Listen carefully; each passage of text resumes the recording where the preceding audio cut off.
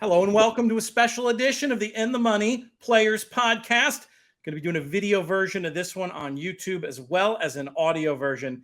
This is our Del Mar meet preview, but it's really our Del Mar focus on opening day. Not going to be quite as much Evergreen stuff as on the Saratoga show last week, but there will be some of it. I do have the guest from that show back with us. He is Race Lens power user and In the Money media regular, Matt Vagvolgyi. Matt, how are things? Things are great, Pete. Things are great. It's as much as I'm a New York homer, which I am, and very much a Saratoga homer. I feel the summer doesn't really start until you get both Saratoga and Del Mar going at the same time. So happy to see Del Mar in the fold for the night racing. This is a question I'll ultimately get to asking both of you, but we'll start with you, Matt. How do you go about the difficulty of balancing everything there is to look at in the summer racing with all the stuff going on at Del Mar and Saratoga and Monmouth and everywhere else around the country? Like, how do you make it work? How does your routine change from the rest of the year where you may have a more narrow focus? I don't know if it really changes much for me with two little kids. As you know, Pete, nights and mornings are of high value, right? So, but I've always said I feel this is the opportunity of utilizing data and having that streamlined and doing as much as you can with that stuff, whether it's, stuff we're talking about with Race Lens or stuff that I do on my own in terms of a power index that I build. Like a lot of that stuff I've streamlined. So I go data first and then I start to handicap and then spend the mornings building tickets and going from there.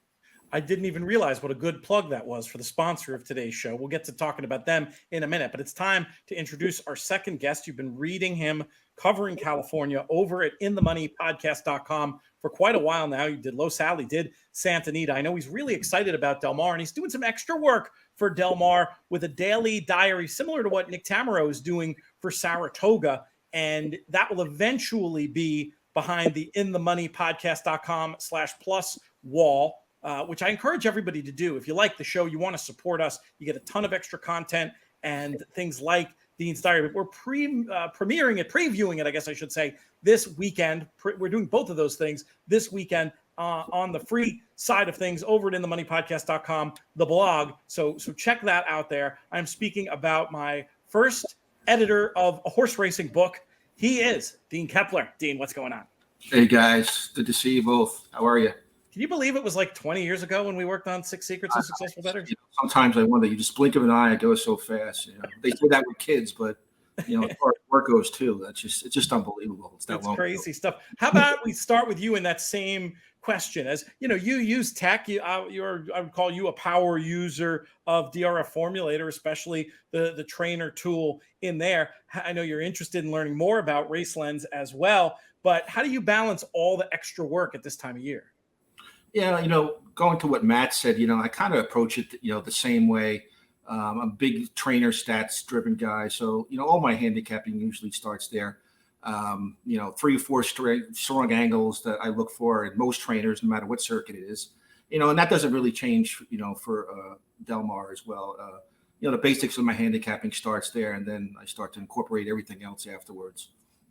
As I mentioned before, today's show brought to you by Race Lens. We do have a couple of offers I wanted to share. For new customers, you can sign up for an unlimited Race Lens monthly subscription and get the first month for only $1. The promo code for that one is In the Money. And then for former and current customers, you can try out Race Lens or extend your current plan and enjoy 40% off any unlimited Race Lens subscription. Promo code on that one, In the Money 40. We encourage folks to check it out. We'll have Matt do a little bit of demoing on this show. I should have mentioned already, later in the show, we're going to have a special segment looking at 2-year-olds at Del Mar with Brad Free, with Jay Privman off in Scotland doing his dream trip of a trip to the Open over there. The famous 2-year-old piece that he typically does in Brad Free's capable hands this year. We're going to have Brad on to talk about that a little bit later in the show. But let's do this in a very practical way where we start off by looking at some specific races. Matt, we'll start with you. Don't you think it's only appropriate to kick off with the very first race of this Del Mar meet? Sure, absolutely. I mean, Bing Crosby brings it in. We gotta bet it, right? So, race 1 going a mile on the dirt on Friday. I'm going to take a look at at the 7, American Red, White, Blue. Again, probably going to be is a morning line favorite, but most likely going to be your post time favorite as well.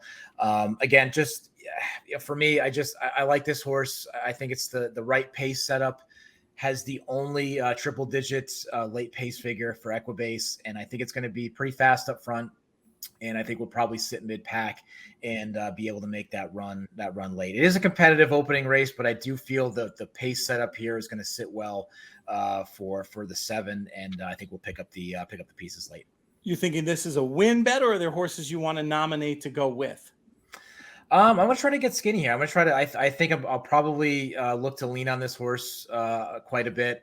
I felt the 9 conundrum I think is interesting as well. I think that's also certainly a use. I didn't like any of the horses that are going to be forwardly placed. But here's the thing: this is where I would pump the brakes a little bit, especially on opening day. Not understanding really how this track is gonna play out. Who knows? Maybe it carries the speed, and I'm left with nothing in the end there. So just based on what I'm seeing though, and again, just easy way to look at it in terms of late pace. If you wanted to take a peek real quick to see, I got a hot pace that's gonna play out right there. I just make that one click of late pace, ranks all the horses in order. I get a really sound idea and a pretty big spread. Now I've kept there's no way to do this on Race Lens, but I've kept this privately for myself.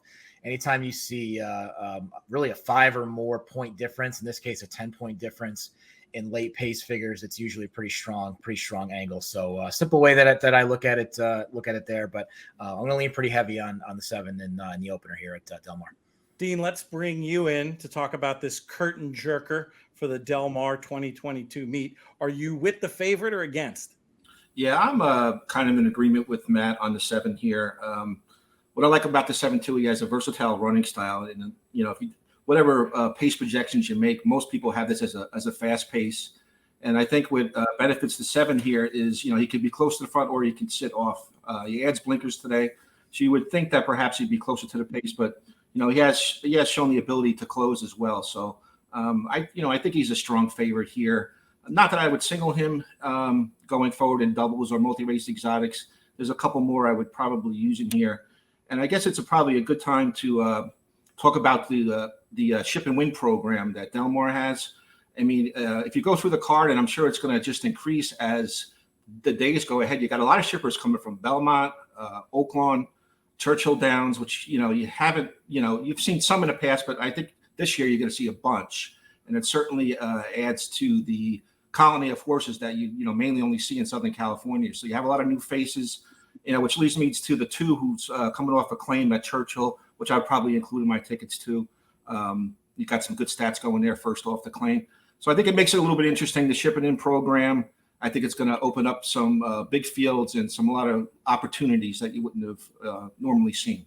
Do you tend to lean towards those shipping in horses, Dean, or is this just one you're interested in? You'll take more of a wait and see approach and see how the horses from various circuits doing, or do you totally just evaluate them all on their own? How do you factor that into your bigger picture handicap? Yeah, I would think I'd probably lean on more of a wait and see approach and see who does well here. I'm sure they all won't run that well, but I'm going to stick to my main stats of guys that traditionally do well with off claims or off layoffs or equipment changes and stuff. And see how they do. But I'm just going to take a more of a cautious approach to see how the first week pans out. Let's skip ahead. We talked about the first race in this opening early pick, the pick 5. Let's go to the pay leg of this pick 5. We've got 2-year-old maiden fillies, Calbreds, going 5 furlongs on the dirt, a race I'm very curious to get both of your perspectives on. And Matt, we'll bring you back in to talk about this one, and we'll share your screen again as well. Yeah, this is obviously a competitive race, and I like a lot of 2-year-old races, some educated guessing going on. So the horse I want to take a look at is the 5 Cheetah, and this is I'm going to use this basically looking at more of on a sire and dam standpoint, just some pretty strong numbers coming back. And again, this is a competitive field. Obviously, you want to see the board, how that looks. What I'll do, I'm just going to refresh this real quick. You want to take a look at what the board is telling you, obviously, in any 2-year-old race. But any time you can see it, in it's some stats that you can take a look at and maybe lean on a little bit more. Bring it down here. I think this is interesting of a feature of Race Lens. Like I mentioned the last time, it gives you a lot of good information from trainer, from jockey as well. But if you look down at the bottom here, it's going to give you some selected stats, and what they'll always include here are sire and dam lines here, just to give you a really good idea overall, looking at lifetime for the particular horse. And again, they jump off the page, right? I mean, we're looking at 25% winners on the sire side, 22% on the dam side. Massive ROI, 125 and 165% respectively. Decent median win prices. So if you go over to the right here, you're not getting totally shoved with chalk there as well. So I'm going to do this on a strict pedigree standpoint here. These numbers absolutely jumped off the page, and this is certainly Maldonado's preferred surface and distance as well. So I'm going to take a shot here with the 5 in race number 5, Cheddar Cash. Dean, how do you see this one? Really important race. If you are playing the pick 6, this kicks that off. And of course, the kind of funny, Matt talks about wanting to see the board. You don't get that for the early pick 5. You do get it for the pick 6, which is nice. What are some of the numbers you think will be on your tickets?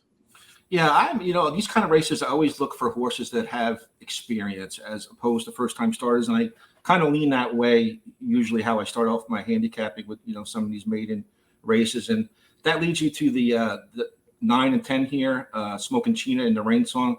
And out of those two, I think the price is going to be the outside horse, the Rain Song. He really improved last time out, and then what I like about this horse is he followed up with a nice work.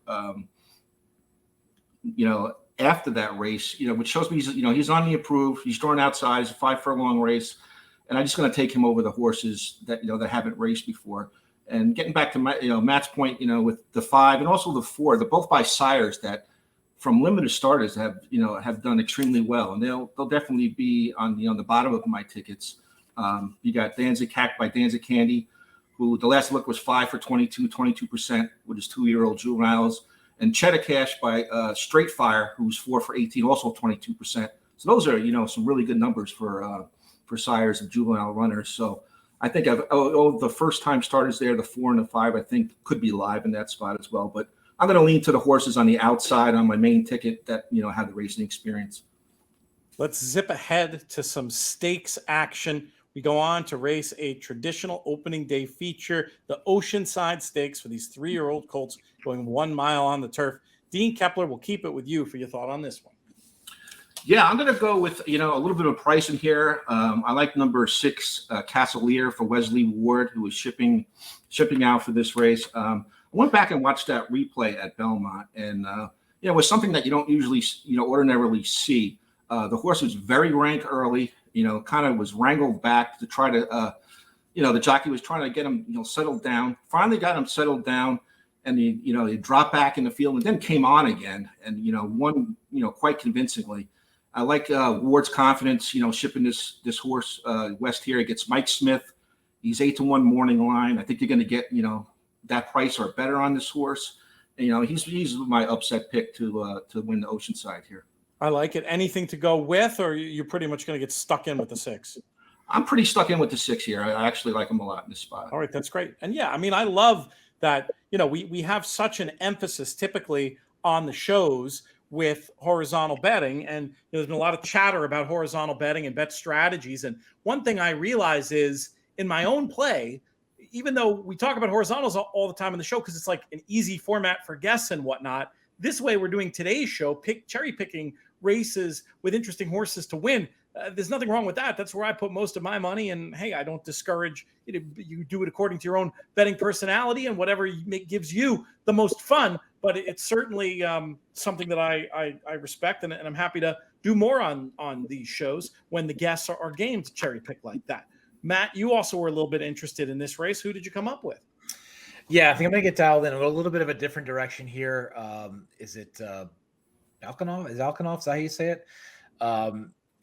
I just this is for multiple reasons, right? Number one, I feel like this is the exact horse that fits Rispoli. And when I look at Umberto Rispoli going 1 mile on the turf in general, huge numbers. If you look at it specifically for Del Mar, this is his preferred distance, preferred surface, and also on top of that, the combination of D'Amato reaching for Rispoli as well. I just feel that Rispoli fits this horse the best. It's going to be a horse coming off the pace, saving ground, that one big punch in the lane. That's exactly Rispoli's type of ride. I feel like this horse, that's what you're going to see with this particular horse here. Just to give you some of the numbers here, I'll pull up Rispoli, going specifically a mile on the turf at Del Mar. These numbers just jump off the page. And again, I'll give you last year, 21% winners with 63 starters, 18% ROI. If you look at this a little bit broader, again, 23% winners, 22% ROI for 140 starters. So you're getting a nice big sample size. Just to put some of the data behind what I mentioned in regards to Rispoli going specifically a mile on the turf at Del Mar, certainly something that he does well. I'll give you also another one too. You could do some combining, right? You could take a look at trainer jockey combinations. This is more of a general one. Sometimes I'll drill down even further with specific tracks. But again, when you look at Rispoli and D'Amato teaming up, I mean, these are certainly two guys that get together with purpose, and I think the numbers certainly prove that. So last year, negative ROI, catching on though, right? Public starting to catch on to that particular combination. But again, if you stretch this out over 5 years, you still have a positive ROI, 136 races combined, 25% winner. So, again, I feel like, this is going to be a race where I want to lean on Rispoli here. I think it's the right horse, the right setup, his style perfectly. And I think some of the numbers certainly back that up. It's compelling cases for both of these runners. I think I'll end up playing both of them. Let's skip ahead to the last race on Friday we're going to talk about. We'll want you to stick around because we're going to talk Evergreen angles. And then we've got Brad Free coming up a little bit later in the program. But let's talk about the race that's going to pay off all of the late horizontals on this card. Race number 10, we go back to the maiden ranks. This is a 3 and up 1 mile turf race. Big full field. Looks like a competitive way to wrap this card up. Dean, we'll kick the ball back over to you and ask you who's going to put it in the net for this opening day closing race. Yeah, I'm going to be focusing on two horses that'll be on my main ticket, and that's number 3, Pray For Me Ray, who I bet last time and had a terrible start, and that's number 9, Clutch Hitter. They're both coming out of the same race, the June 19th race. The 9, who's listed at 15-1, those in favor of gallop outs, which I am. This horse just galloped out way past the field, just got on track too late. And, I think he should improve, adding blinkers, making a second start. And getting back to my original pick, number 3, Pray For Me Ray. It's just that, he seems to be on the improve. And I think if he could just get an alert break, he's going to be right there here in the finale. I think he stretches out to a mile, which should be perfect for him. And I'm going to concentrate on those two horses coming out of that same race on my main tickets. Matt, how do you see this one? How are we going to get paid? I see it exactly the same. So we're in lockstep here, Dean. And one horse I'll add some more in terms of the number side of things is Pray For Me Ray. I mean, that's a horse I think I'll probably lean on the most. Again, it comes from way out of it. Not necessarily a horse I fall in love with, especially going a mile here at Del Mar. Does have a nice late pace figure. Obviously, Mike Smith is being very selective with his rides. Now, it gets a little bit different when you go to Del Mar, right? It's not like Santa Anita where he shows up in a random maiden race, right? And that's his only ride of the day. But he's being selective. I think the numbers show that, and I think he's selecting the right horses where he really does feel he's got a chance to pick up a check. And I really do feel that this is a horse that can certainly connect here. And again, it's a big field, so I don't know. I think you might get a halfway decent price on this horse. Again, the numbers certainly show it for Mike Smith. They're again, small sample sizes, like that pipey going dirt to turf angle. Again, only 8 starts, but we've talked before about this value in small samples there. Massive $8 ROI there, making that move. But again, consistent winners there, and also I think Mike Smith is making the right choice here to stay aboard. So again, nice numbers for Mike Smith riding as of late. Pipey's got some good numbers here for this particular spot. So I will say that Same horses, but I would say the one I'll probably lean on the most is going to be Pray For Me, right, number 3 to end the card here at Del Mar. Some consensus in our last race. That's always good. Lots of good ideas for opening day. I'm excited to get to betting it. I'll be pulling into where I'm staying at near Monmouth for the Haskell, and we'll have Del Mar on pretty much the whole time. It's going to be good. Let's talk about some more evergreen type angles for this meet. Matt, we did this exercise for Saratoga, and you hit pay dirt right away, mentioning the one that leaps to mind is the Clement Rosario inner turf that helped lead a lot of smart viewers, not me, but a lot of smart viewers to City Man on Friday. Curious if you wanted to highlight, I don't know, 2 or 3 angles in general you're looking forward to pursuing. Maybe we'll do one at a time. We'll go back and forth. We'll each do 2 or 3 things. But we'll start with you, Matt, to give us one angle in particular you're looking forward to checking out at the Del Mar meet this year. Yeah, one. I'll give you a couple. Starting with the dirt. I think the theme is you want to be forwardly placed, right? You want to be forwardly placed, and so project dirt. If you look at both dirt sprint and dirt routes, right? 29% for horses that are projected on the lead for dirt sprints, and if you're looking at dirt routes, 22% winners that are projected on the lead. What I also did was I looked at, you want to be on the inside, you want to be outside. Seems like the outside is where you want to be. What you can do in Race Lens is create an angle where you pick exactly what post positions you want to look at. So I did one look at the dirt sprints, for instance, going post 5 or more. And again, some really good numbers that jumped off the page. Out of 67 starters, 31% winners and a positive 22% ROI there. So again, you certainly want to be forwardly placed. If you can get a horse with top early and late pace, I mean, the numbers get even better. 40% winners sprinting on the dirts, still a positive ROI of 5%. So in terms of those pace figures, those are just a couple of things that jumped out to me. If I take a look at the turf, again, you could drill down in the specifics, but I'll give you one that I feel is really interesting. If you look at turf sprints on the rail, right? So turf sprints on the rail out of 59 starters, 22% winners, 50% of them hit the board, right? So 50% of them are in the money in a positive 20% ROI there. So that was one for sure that jumped out to me as being unique. But the one I mentioned about being specific, looking at mile and 3/8 races on the turf, late pace. If you look at that sustained run style with a top late pace figure, again, only 10 races that went off at that distance last year, but 40% of them were winners. And you still get a nice positive ROI of 13%. So just some numbers there to look at both on the dirt and turf, give you an idea of some of the stats that I saw throughout last year that I thought made a lot of sense.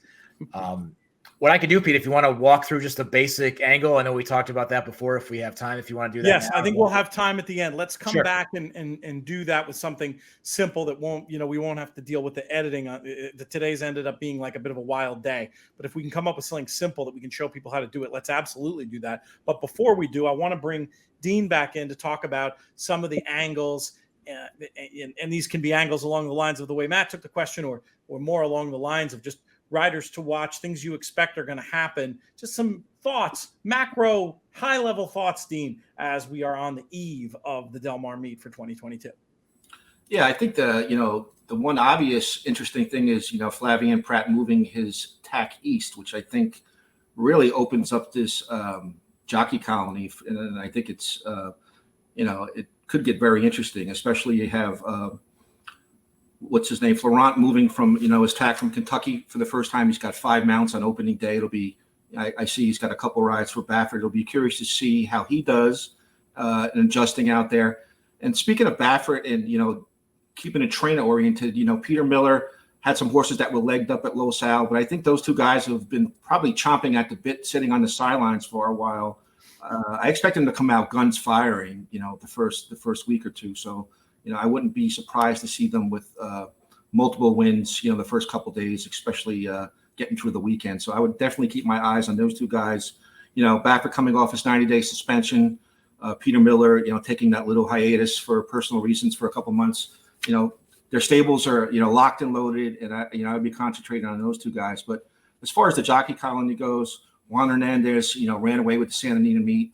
Has a good chance probably of being leading rider, out of Del Mar this year with Flavian moving his tack east. But, I also like Rispoli on the grass. He's been my main man at Del Mar on the grass. I think he's an excellent grass rider. He had that short stint out in Kentucky that didn't work out too well. He's back, riding this summer. So he's certainly a guy to look out, for on the turf as well. I definitely agree. And I know that's a pet angle of Matt's we've talked about for a long time. Earlier in the show, when we talked about your approach to all these meets, Dean, you said you have a bunch of angles you'll look for when you're handicapping a card for trainers, almost regardless of what circuit you're looking at. Does one of those leap to mind to share? I'm curious to just drill down a little bit deeper into that concept of an angle that might be evergreen across various circuits for a trainer. Yeah, one thing that, I should probably mention, which I think is the most important, whether you're looking at, match stats, which are, track specific. A lot of times in the form, you'll see, a horse that's 30% off a claim, but they're not track specific stats. And I think that's huge. Just because a trainer does well first and second off the claim at Santa Anita doesn't mean he does well at Del Mar or somewhere else. And I think that's a big mistake that a lot of players make. They get locked into the stats they see maybe in the form, and think that a certain guy's going to do, or a certain lad's going to do good with, a horse that's first time started because it says he's 27%. He may be 2% at Del Mar and 25% at Santa Anita. So I think that's, if there's one thing I could recommend to the players is, it's got to be meet specific stats, and I'm big on that. As far as the main stats I look for, I like to follow guys that claim horses. So the claim angle first and second off the claim, horses coming off, long layoffs or short layoffs. It's another angle. That's like my number 2 thing.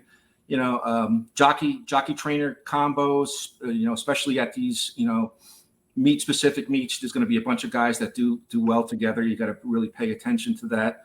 And the other thing, I guess, would be equipment change. Horses adding blinkers or Lasix, another angle to look at. But those are mainly the 3 or 4 that I usually concentrate on, and that goes across from Del Mar and anywhere else I'm playing actually.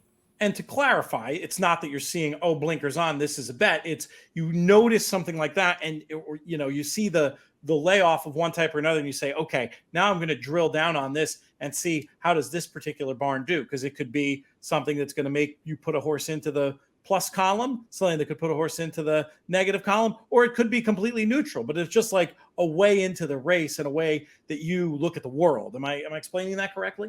Yeah, exactly. And then, with a lot of these angles today, you can really hammer it down into specifics. A guy may be good, with a first-time starter, but maybe all those first-time starters were, fillies. That's something that you can, hammer in, and get it really specific with. And I think with the stats, as specific as you can make them, sometimes you have a mistake of over filtering where you could,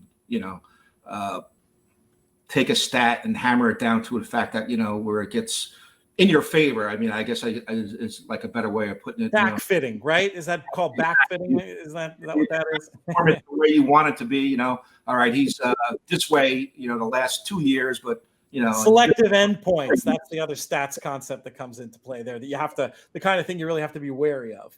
Exactly. You have to be wary of that. You got to, use common sense. I like to keep stuff within the past 2 years or last week. Anything that's more current, obviously, you don't want to lean in that direction. But, if there's one thing I could drill down is the fact that you got to have meet specific stats, because just because it's Southern California, they could be completely different between Del Mar and Santa Anita.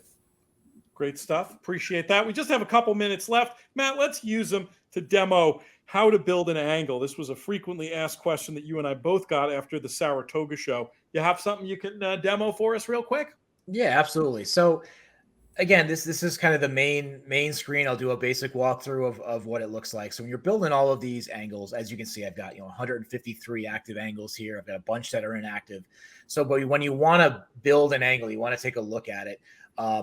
One of the jockeys that Dean mentioned, looking at Juan Hernandez, I call him one of my COVID jockeys of handicapping Golden Gate when he was still up there. fell in love with this guy. I just felt I just loved the way he rode. I had confidence. If it was a horse I expected to be on the lead, he always came through. So he's a guy I definitely followed down to Southern California and has continued that great run. But so let's say we want to create an angle. So here's kind of the basic main screen that we showed you the last time. So let's kind of walk through it. So what I want to do is, I mentioned before, speed being deadly, right? Projected on the lead with dirt sprints being pretty deadly. So I wanted to drill that down. And let's say we use Juan Hernandez and say, okay, what about horses sprinting on the dirt at Del Mar that are projected to be on the lead at first call? How is Juan done in that particular situation? So a way of drilling down a little bit more. I'm not just using it in general. So if I want to do the track, right, I'm going to click on my filter here. I'm going to type in Del Mar, right? So Del Mar pops up, click on it. Once that's added, you'll see this button here, add to criteria, right? So click there, you'll see it show up. So now that's going to be part of the angle building process in the whittling down of data that I want to take a look at. For the jockey part of it, or actually let's stick with the filter. If we look at distance, right? Or if we'll go to surface, keep that as dirt, right? Go back to filter again. And the distance, now the distance, you can be laser specific to exactly the distance you want to go to. Let's kind of do a catch-all, and let's say it's going to equal the sprint distance, right? So we equal the sprint. So again, we got Del Mar, dirt, equal the sprint. Now we're going to whittle this down a little bit more, take a look at both the horse pace style, and we're going to look at the jockey as well, right? So let's take a look on the jockey side of things. Now you could do a lot of different preset stuff, right? You can see the hot jockey angle, but you can look at it from first time riding, first off a trainer switch. But I'm going to use the list here. So this is basically, when I click on this, it's going to open the universe of every jockey. And when I say it opens the universe of every jockey, it opens the universe of every jockey, right? I've run many angles with Juan Ortiz Jr. By mistake when I meant to run it for Jose Ortiz. So just be aware of that. And of course, the one I'm going to choose here is going to be a little bit popular, right? Yes. So obviously you got to scroll down. You got to scroll down and see it, but you'll get to it. We want to find Juan Hernandez. Let's see. Let's get him here. Where is he? Come on. It's got to be in there somewhere. And I hope, by the way, he doesn't know that you call him one of his COVID jockeys. He may take that the wrong way. That's true. All right, let's try. Scroll down a little bit. He should be there.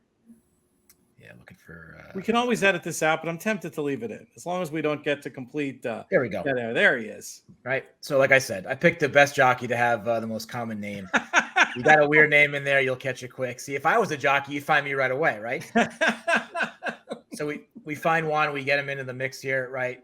Right. So we've got Juan Hernandez as the jockey. Now I'm going to look at the profile of the horse, right? So like I mentioned, I want to see horses that are projected to be on the lead at the first call. So if I click on horse, you'll notice here, and this is one I would say I use the most, but you can find just about anything: class, stage, post position, the morning line. You could do morning line factors, a morning line versus closing line, right? I find that to be interesting with different trainers doing certain for sure.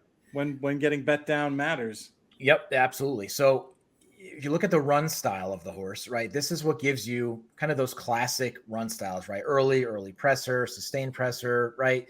But the one I'm going to use here is this right here. So the projected to be on the call, or projected to be on the lead at first call. So I'll add this one in here, add that to the criteria, right? So you got everything that you need. So you're drilling down in this particular angle here, right? So I'll put this as, what naming conventions do you use? You always put the track first and then just a little quick summary? Yeah. So I'll put the track first, or if it's a general angle, I'll put trainer. If it's general jockey, I'll put jockey, gotcha. That sort of thing. So it depends. If it's track specific, I'm always going to put the track because it's going to be easier for me to find it when I want to pull that out and take a look to see what we're doing. So I'll put Hernandez. I'll put dirt sprint. Projected speed. Okay, so you got to name it, and once you name it here, you'll have the save button here. Once you click save, that's when that's when Race Lens will go to work and start to save that criteria, to build that for you, and then look at to see what your final results are going to be, right? So I'll pop back and I'll show you where to find it, right? So that's the thing. So once you get all of this done, right, you run that angle. There's going to be a specific spot where this is going to jump up, and so you'll be able to find it and pull up these specific stats that you're looking for. It doesn't just pop up on that same screen, you're saying? No. So once this does reload here, I'll show you. So on this button right here, this alerts tab will light up when that's finished. Okay. Again, for today, I didn't want it to depending on the timing of it. But if you go back to managing your angles, you'll be able to pull up the full list again of all of your angles, and then be able to scroll down and find it. So it's going to go all the way down to the end is where you're going to find your most recently run angles. So again, this one right here. So we did Del Mar. For Juan, it's going to bring up all of your data criteria. Again, Del Mar, dirt sprint, Juan Hernandez on the lead, projected first call, and then the back test. So once we click on here, that's what's going to bring up your final numbers and take a look to see how this particular angle went. Now, again, when you're drawing larger data sets, when you're doing different things, it may take a bit longer than others. Obviously, we're doing a live demo, might take a bit longer there as well. But once you build that there, you're going to be able to see the final number. So let me just see if I can get this back up, and I'll be able to show you the final results here, because they're pretty interesting, right? Again, looking at Juan Hernandez as someone that you want to have on a horse that's projected to be on the lead. Again, the 1 year is dragging in a weird result of having just the 4 starters, but you can see some pretty massive numbers here. But if you stretch this out over 5 years, I mean, yes, he hasn't been riding long at Del Mar. So this is a career stat if you look at the 5-year side of it. But with 22 starters, 32% winners, and a 99% ROI, I mean, what it's telling me is that my thought of having Juan on a horse that wants to be forwardly placed, and then looking at Del Mar specifically, of really grabbing that opportunity and going to the front end, knowing how successful these horses are, giving an example, an idea of how you can really crunch those numbers pretty easily and come up with a specific angle with a specific jockey that can give you an edge in some of these races. It's great stuff. Appreciate that demo. Appreciate your time today, Matt. You too as well, Dean. Appreciate our sponsors at Race Lens. Stick around. We've got another segment of the show coming up, Baby Talk, sponsored by Gainesway. Brad Free going to be talking about some of the 2-year-old action on this opening weekend. And in addition to that, going to be talking about some of the 2-year-olds to maybe keep an eye on throughout the meet that we've seen. Guys, we'll see you soon. See you, Pete. The next segment on our Del Mar preview show, we pivot to our friends over at Gainesway, and we're going to bring you some discussion of the Del Mar 2-year-old scene. We kick it off with a man whose opinion on California racing I always want to hear, still the author of one of the best books if you want to get started out as a horse player in Handicapping 101. You read his work in the pages of the Daily Racing Forum. He is Brad Free. Brad, what's cooking? Everything's cool, Pete. I always look forward to summer, not only for Del Mar, but also Saratoga. The Del Mar summer meet is all about top-class grass racing, but also, probably just as important, maybe more so, is the 2-year-olds. The good 2-year-olds tend to debut down at Del Mar, and there's going to be some, eventual stars make their career debut this summer at Del Mar. I'm looking forward to watching some of them run. We're going to get into that in a minute. Let's start off with some specifics. We're going to skip Friday when we do have a 2-year-old race, a Calbred race that we talked about earlier in the show, actually. But with you, I want to pivot to Saturday. When you talk about the top level 2-year-old races, we've got this full field of maiden 2-year-old fillies going 5 furlongs on the dirt, only one of whom has made it out to the races before. Very curious to hear where your eye goes in here, what you might have been hearing about some of these babies. Well, Michael McCarthy has a couple in this field, and I am interested actually in both of them, specifically the rail. Right reason. She's a daughter of Into Mischief, and just watching some of her workouts on xbtv.com, this filly can flat out run. McCarthy has a reputation as not being a guy who cranks up babies to win first time out. Things are changing, though. Michael McCarthy's status has been elevated, and he is getting increasingly better stock And when you get better stock, you win more often with first-time starters. He's already won 2 races this year with debut 2-year-olds, and Del Mar hasn't even started yet. That's something that was previously unheard of. So I like the workouts on number 1, Right Reasons. She's by Into Mischief. That's certainly a win early sire. Her workouts in company have looked very impressive. She's drawn on the rail, and that's not always the best place to be for a first-time starter, no matter what the age is. But Right Reasons looks like a filly who can run. And his other filly, Speightstown filly by the name of Spicy Bug, also has worked fairly well for her career debut. I'm leaning toward the rail. McCarthy puts his top guy, Victor Espinoza, aboard on Right Reasons. And if she's really 6-1, I don't normally get involved on first-time starters, 2-year-olds, but at 6-1, she definitely intrigues me. I was very curious about the morning line price on number 11, Halos in Heaven. And I'm not saying the price is wrong, but Halos in Heaven is a daughter of Curlin going 5 furlongs. So it just seems like a very unusual, it seems like a low price. Let's put it that way. She's by Curlin, produced by champion filly Indian Blessing. So you go, well, wow, maybe she's getting all her speed from her dam. Indian Blessing has not really been the greatest broodmare sire so far. Her progeny have had modest success. And Halos in Heaven, I don't see her as a sensible wager at 5-2. So I'd probably be gambling on the Michael McCarthy trainee. Peter Miller is a guy also who is interests me. In fact, he told me early this week that he has a deeper group of 2-year-olds this summer than he has ever had. And he wins a lot of races with 2-year-olds. His debut filly by Arrogate is number 5, And Tell Me No Lies. Appears to have trained well at San Luis Rey Downs. So I would expect Peter Miller to be very active in the 2-year-old ranks. And I should have mentioned earlier that Halos in Heaven is trained by Bob Baffert, who wins more 2-year-old races at Del Mar than anybody. But as we sit here 2 days before the Saturday card, Pete, I'm very interested in number 1, Right Reasons, listed on the morning line at 6-1.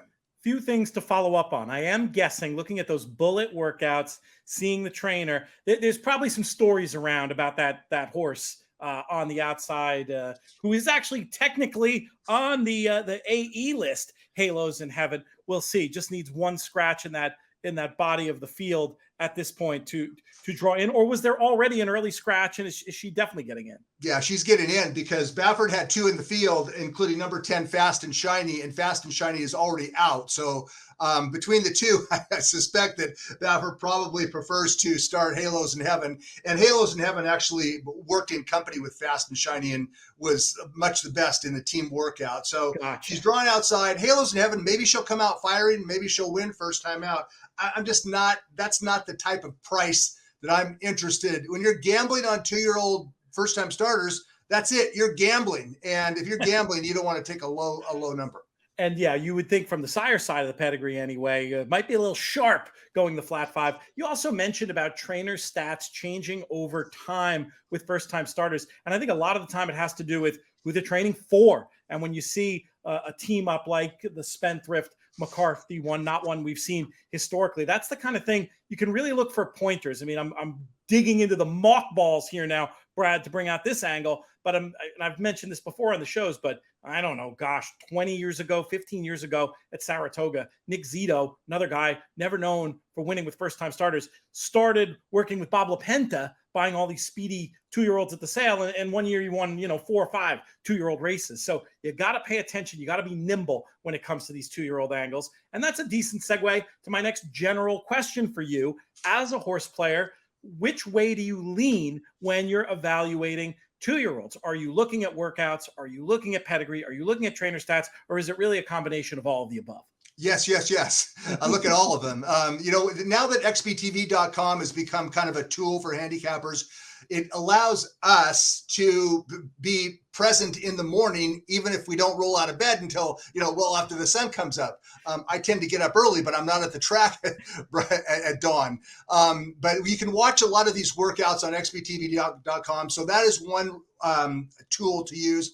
I also lean heavily on clockers like Andy Harrington for National Turf, Toby Terrell for DRF. So I subscribe to both of those clocking services. I look at pedigrees. Yeah, I don't really expect a Curlin to come out firing at 5/8. That's why I'm kind of anti-Baffert in the very first open baby race of the season with Halos in Heaven. So I'll look at pedigrees. Has the dam produced any win early type runners? That's another thing. And then, of course, the trainer. But you can't get locked into these trainer angles because, as I mentioned earlier, Mike McCarthy used to be a guy that, well, they probably just are just giving him or her a race. That's no longer the case. He has better stock. They are well prepared and they come out firing. So that's a long-winded way, Pete, to answer your question. I use all of the above: pedigree, trainer, workouts. Let's talk a little bit more about Peter Miller and Bob Baffert specifically. The guys on earlier in the show both put in for the idea that these guys waiting on the sidelines, they come here loaded for bear. You make a good case against this. They're going to be a very short priced horse likely for Baffert in the Saturday race. But generally speaking, what are you personally expecting from the Baffert and Miller runners early in this meet? Well, I would expect the best Baffert trainees to make their career debut at distances longer than the 5 furlongs that Halos in Heaven is running on Saturday. Baffert, the top Baffert 2-year-olds, in fact, the top 2-year-olds, not just Baffert, but most guys, they're not looking to, get a horse all cranked up to win a 5 furlong race. In fact, I know a couple guys who are actually sitting on 2-year-olds that are just about ready to run, but they want to wait for a little bit longer distance. One of those is a trainee by the name of Ultimate Gamble, who is trained by Mark Glatt. And they spend $1.5 million on this 2-year-old, but they think he's a 2-turn horse. He's just about ready to run, but they're not going to run him 5/8. Glatt is waiting for hopefully a 6.5 down the road, and he doesn't even expect him to necessarily win first time out, but he wants to give that horse a chance to finish. And Baffert, the same thing. Some of his top 2-year-olds, in fact, Corniche, who turned out to be the best of all of them, did not make his career debut until September. And Baffert's top or most expensive 2-year-old this year, $3.5 million 2-year-old by the name of Hijazi, has a workout pattern similar to what Corniche looked like 1 year ago. So I would expect Baffert's long-range Derby type prospects to not make their career debut until later in the meet. As for Peter Miller, I think it's always a go with him. Surprisingly, his stats are not that great, but I think it could be an aberration. The Miller 2-year-olds, I believe, at least I hope so, because I'm picking some of them. I might even be betting on some of them. I think that the Miller 2-year-olds this summer are going to be ready to roll first time out, including the first time starter Saturday in race number 5, and Tell Me No Lies. We're going to keep our eye on those two, of course, even more than usual. There's nobody better versed to talk about the 2-year-old scene out there at Del Mar than you, because you've been doing a little bit of extra homework. A couple of the last several years, in fact, if I'm remembering this right, you've pinch hit for the most anticipated column about California Racing of the Year in many ways that Jay Privman usually writes, essentially the barn tour, not just of a single operation, but of the whole backstretch. We're not going to give away the store here. We're going to tell people you got to go to drf.com and read Brad's piece, which should be easy to find and be surfaced there. But I did want to have you hit on a couple of the highlights, and also maybe we'll start with this one, Brad. How do you prepare for a piece like that with such a potentially vast topic? Yeah, well, it's not easy, and there's a lot of background and legwork involved. It begins at the sales, really.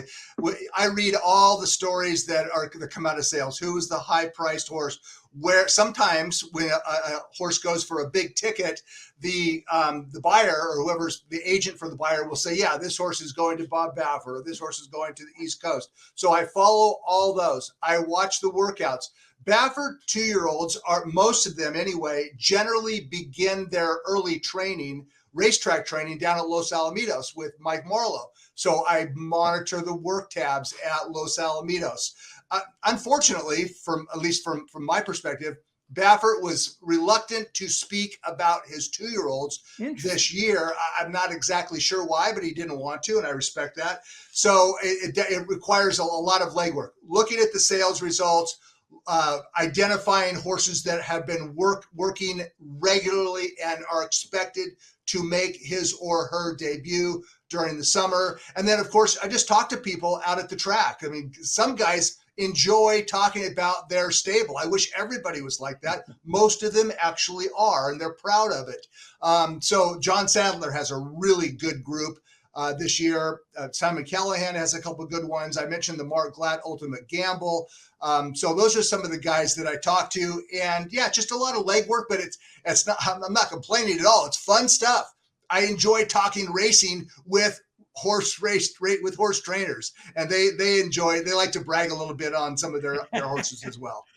Yeah, the Baffert thing, who knows? I mean, his status uncertain, certainly for the Kentucky Derby. I get him being a little cagier than he normally would be, given just the uncertainty of that whole situation. Is there a horse in particular? Again, I don't want to give away the whole store, but outside of the several that you've name checked already, maybe one from that piece or that you've heard about since, or whatever, just a 2-year-old in particular, you have a feeling you might be wagering on, or at least watching with great interest when they debut at Del Mar this year. As far as wagering, probably not, because some of the ones that I highlighted in the story, you're not going to get any value on them whatsoever. I am looking forward to the debut of Ultimate Gamble later in this meet for Mark Glatt, who I think is a top trainer. I'm also looking forward to the career debut of a Justify colt by the name of Nuclear. He's trained by John Sadler. He's has 2 published workouts, but Sadler told me a week ago this horse is going to come to hand quickly. They spent $1.5 million on him as a yearling. The first crop of Justify, he actually worked a bullet on July 17th, 3 furlongs at Santa Anita in 35-4. So I would expect Nuclear to come around quickly and make his debut sometime in the month of August. I'm looking forward to both those 2-year-olds, Nuclear and Ultimate Gamble. But again, as far as wagering goes, I think that value went out the window when the hammer dropped at auction. Fair enough. But it's still great to know who the hyped horses are going to be, who to keep an eye on. I encourage everybody to check out that piece on drf.com. If you're not reading Brad's analysis daily in the pages of the Daily Racing Forum, you're doing it wrong as well. Definitely check that out. Well, thank you, Brad, one more time. Also want to thank our sponsors, Gainesway. That's who this segment is brought to you by. From top international bloodlines to rising stars on American soil, Gainesway's put together a stallion roster that is not only primed for future success, but is currently making its mark on the track, led by Caraconti's rising star, Spenderella, who ran so well at Royal Ascot. Make sure to check out their entire roster for 2022 and see for yourself the power, passion, and performance of Gainesway. As for you, Brad, if it wouldn't be too much of a bother, we'd love to reach out to you to have you on, at some point during the meet. Maybe handicap a pick 6 carryover, or I guess we don't have so many of those at Del Mar. Pick 6 mandatory payout, or just have you chat about some racing? Anytime, Pete. But if we're talking pick 6, it has to be on a mandatory payout day. I have no interest in playing it any other time. I tend to agree. All right, my friend. Good stuff. Really appreciate it. We will be talking soon. Sounds good, Pete. Talk to you then. That is all the time we have on the show. We are going to close it out here, but really appreciate all the guests who appeared on the show today. Want to thank our friends and partners all across the In the Money Media Network, our founding partners, 10 Strike Racing, the Thoroughbred Retirement Foundation. This show has been a production of In the Money Media. Our business manager is Drew Coatney. Our chief creative officer is Jonathan Kinchin. I'm Peter Thomas Fornatale. May you win all your photos.